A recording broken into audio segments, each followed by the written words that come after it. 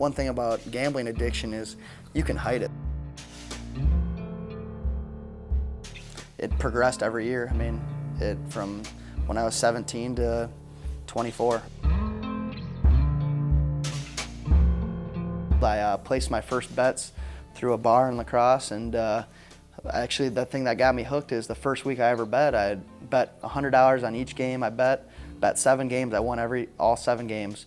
That Wednesday I went to the bar, picked up $700 in cash, walked out, and you know, as a 17-year-old you think that's the coolest thing in the world, and that just hooked me because I'm like, I don't even have to work and I can make $700 like that. When I was sports betting, it got up to where I was betting $800 a game and throwing out 10 bets. I mean, risking $8,000 on money that I didn't have. And it just got to the point where there was no, I mean, it was a rock bottom thing when I was 24 and lost $20,000.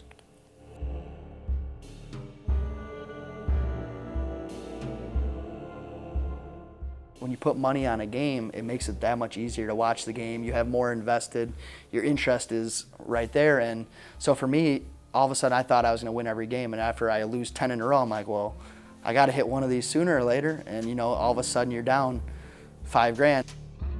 As a college student, I would take out a school loan to use to cover my bets at times if I had to, and you know, it was a sickening feeling, but you know, as an addicted gambler, you don't see that when you're doing that. All you see is the cash flow. Each year, I found a different bookie to bet, you know.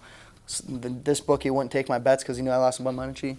I went and found a new bookie, and that happened every year. And then finally, after the 7th year, you know, I just sort of ran out of options, and I wanted to get better, and that's what I've been battling so far in the last 7 months in counseling. Is I've been battling the fight to not gamble ever again.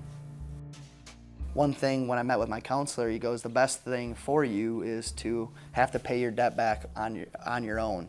You know, not being able to rely on someone to bail you out and you pay them back over time.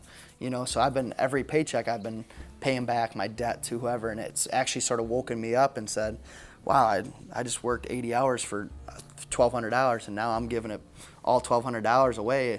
It's a little more humbling because when you're in college, you're not working, you're not making that type of money.